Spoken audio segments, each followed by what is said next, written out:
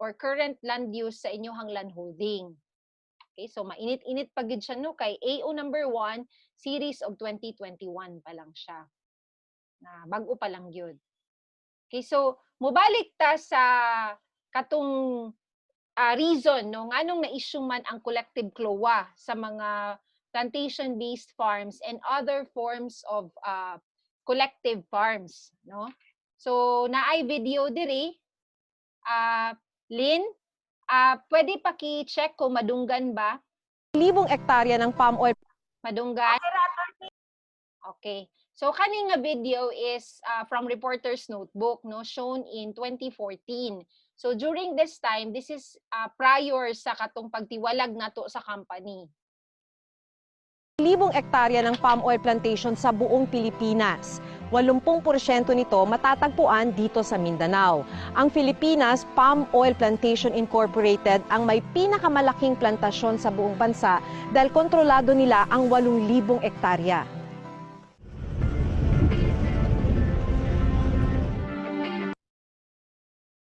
Okay? So nga namang na-issue ang collective CLOAs under the Comprehensive Agrarian Reform Program. So ang reason provided by the law, no, by our legislators, is because dili siya economically feasible and sound to divide the land. Nga kanang i-award siya individually sa mga farm workers sa companies or sa multinational corporations, no? And in some cases po, no, collective ang pag-award because collective farming was encouraged at that time. Okay? So, unsa man di ay ning mga collective CLOA? So, isa lang ba ka klase kaning sa plantation-based lang ba nga collective CLOA ang na-issue sa DAR under the Comprehensive Agrarian Reform Program? So, actually, there are 3 types of collective CLOAs. Number 1, kaning co-ownership based. So, co-ownership based are collective CLOAs, no, issued to idle lands, no, and untenanted lands, no. These were issued at that time of the effectivity of the CARP, no, kay there were people, no, group of people na willing sila to collectively farm and able and willing to do farm work, no. Kung pananglitan at that time ang idle lands kay tenanted siya or rather dili siya idle lands but tenanted siya or occupied by certain persons, no, but dili siya, it does not belong or the land does not belong to any landowner. Ang nahitabo is gi-award siya as individual CLOA, no, or as emancipation patent kay kuan man nahitabo man is nagtikad man gid sila sa yuta, diba? Kay in some cases pod napoy uban nga dako kay nga land holding, so na-cover pod siya sa emancipation patent or CLOA since ang katong landowner na-exceed naman siya sa iyahang area, no, of award and wala siya children. So mo to naay mga na-award pod na emancipation patent kay saup sila sa katong mga landed people, no, nga nag-exceed na sa allowable hectarage under the law. Okay. Ang second type is kaning inyuhang CLOA, no, farmers cooperatives, and the third type, other forms of farmers collective organizations such as association, no. So naay mga ingon ani sa mga ubang munisipyo, di ba, na sa samahang nayon, so mag-form sila og association and na-awardan sila og from certificate of land transfer, naka-acquire sila through CARP, no, o collective CLOAs. Okay, so dili ta mag-focus sa number 2 kay mao man ni inyuhang CLOA, no. So unsa man gid ning farmers cooperatives collective CLOA? Okay, so kani, no, as I have said, awarded siya in the name of the cooperative, and in some cases, annotated lang or inscribed lang ang pangalan sa beneficiaries. But in your case, wala pa tay master list or wala pag yung inscription of your names at the back of your collective CLOA. And usually, no, naga-cover ni siya og commercial and agribusiness farms of multinational companies. So like in your case, di ba, kay mga farm workers manggid mo sa company before, in 1980 on or before 1988, on or after 1988 rather, then mo to nga na-awardan mo og lands, no, because you were former employees or workers sa commercial and agribusiness farms of a multinational company. Okay? So, ngano man, no, for that, for what is the reason, ngano man ang CARL, Comprehensive Agrarian Reform Law, RA 6657, no, in 1988, decided nga naa man gyud mga collective clause i-award, nganong wala naman lang from the start sa ato ang pagpasa sa CARL unta, nga gi-parcelize na daan, or nganong dili man tanan individual clause, dili man tanan emancipation patents nga individual gyud nakabutang sa title, ngano magi-allow pa ng formation of cooperative clause and other forms of collective clause, no? So na because, no, the framers of our CARL, no, have thought of the benefits of collective farming, because if it is a collective CLOA awarded to a group, no, to a collective, so encourage or necessarily mag-collective farming sila kay co-owner man sila, 'di ba? So according to the framers of our CARL, na ay at least 4 benefits of collective farming. So which is behind the reason why the collective clause were awarded. So first benefit is kaning ginatawag nato og economies of scale, no? So unsa man ning economies of scale? As you can see in the graphics, no, kung tinamban pa nato ni pag-explain, di ba, kung wholesale, mas dako ang benta, mas mas dako ang income, di ba? Kaysa mag-retail ka. Although, di ba, ang retail sa business medyo mas mahal, pero dugay, di ba? Dugay ang returns kay isa-isa man, no? So, ang under the economies of scale, ang collective system, no? In a collective system of farming, co-owners are able to break seasonal labor shortage, no? So, unsay bot pasabot ni ani as compared to individual farming, di ba? Or individual farmlots landowner. Di ba, sila manggod mag reserve sila og workers, mag land prep, di ba, and to do and tasks to be done in the farm. Kaso lang kung di ba magtapad-tapad mo na amoy mga contiguous landowners pod na the same crops, no, like rice land.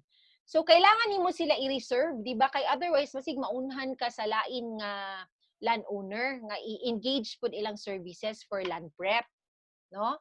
So mo na siya nga kani siya nga problema ma-avoid ni siya, or dili ni problema ang kaning seasonal labor shortage sa collective farming. Why? Because stable man good ang ato ang task done, di ba? So in fact, in example lang ang oil plantation, no, oil palm plantation, dili gid mahuman ang work. So kung pwede gid ta maka-engage og stable farm workers or permanent farm workers to do specific task, no? So ma-eliminate nato ng problema nga magka-shortage ta sa labor, because sila mismo man okay man sila kay makampante man sila kay dili man mawala ang ilang trabaho. Whereas in small farms, di ba? So either mag-reserve pa ka sa ilaha nga mo trabaho sila, tapos competitive pa kay basig i-pirate sila sa lain nga farm or makauna tong uban nga mga farms, di ba? So mao na siya ang isa sa challenge, no, kung small farms, but which is usually absent in collective farming. Okay. Another, no, that would illustrate unsa ning economies of scale is the ability to invest in infrastructure. So because dako ang atong income, because dako ang ato ang area, so naatay capital for infrastructure. So we can put up packing plants, no, or factories, unsa ba di, processing plant, no, mga machineries and implements, kung kailangan mga unsa diha tractor, backhoe, dali ra ta maka put up og mga infrastructure or maka-invest in farming implements, because we have huge returns from our farming, di ba, from the land. Unlike in, for example, 3-hectare land, no, or 1-hectare land, syempre mahurot lang ang atong income pangbayad sa mga farm inputs, di ba? So wala kay usually ma-save, no? Because ang imong income is smaller. Okay. So in other words, no, because of collective farming and because of a bigger area, so you are able to improve the efficiency of your farming system, no? And then you are also able to minimize costs, no? Kay syempre kung dako ang area, ang pakyaw ana sa mga machineries, di ba? Mas barato kay dako man ang area. Kaysa katong gamay nga area, no, ikaw pagid magbago tanan, di ba? Yeah, the same lang kay kung ang number of hours, 'di ba? So murag usually per hour man na, no? So actually mas makatipid ka kung dako ang area kay pwede nimo pwede ka makakompete, no, nga okay because of the area tapos stable man so medyo makahangyo ka, 'di ba? Kay dako ang imong ipatrabaho.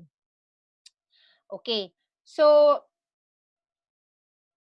in fact, no, a research would show, no, there are researches na not only in the Philippines but in countries like China, Russia, Vietnam, no, ang mga landlord estates, no, gi-convert nila ilang family farms or gi-reconsolidate nila ilang family farms into collective because of the economies of scale that is present in collective farming. So mo na siya ang other countries. How about in the Philippines, attorney? Kay foreign countries man na imong gisayt. Yes, there is a 2016 research that would show na mas dako gyud ang income sa farmer nga engaged into collective farming or membro sa collective farming scheme, no? So makita na to din ha, no, nga kung collective ARB ka, so ang imong average income is 142,000 as opposed to 101,000. No, ang annual household income is 195,000 as opposed to 155,000. No? So in the Philippines, no, based on this research, nakita gyud nga there is an advantage or economic wise, no, naay edge gyud ang collective farming. So another benefit which is related with number 1 is food security. So since you have income, stable income because of collective farm harvest, then most likely you are able to provide food on the table, di ba? Kay syempre naa kay stable nga income compared sa smaller farms, no? So in a research, no, nga gi-describe nila nga sa Philippines daw like other most Latin American countries in Mexico, Chile, Nicaragua, and El Salvador nga plantation-based, no, engage into plantation-based farming. Ang governments daw would prefer the expropriation of land to the collectives rather than individual family farms, no? Subot pa sabot mas daghan og gi-award nga collective areas, murag mas daghan og kanang na issue nga collective CLOAs as opposed to individual family farms daw from 1930s to 1970s because no, the government is concerned about food security and economies of scale. So mo na nga 'di ba kung unya ma-find out nato pila ka hectares dako gyud daghan gyud ang collective CLOAs because of the benefits seen, no, when the CARP became effective, no, kay mas daghan ang collective CLOAs nga na-award compared sa katong individual CLOA or emancipation patent precisely because of the best practices or research findings na mas makasecure ta sa ato ang panginabuhi, no, o sa ato ang pangadlaw-adlaw na pagkaon kung collective ang trabaho sa farm, dili individual or dili isa-isa ang pagtrabaho or ang scheme sa farming. Okay, so natay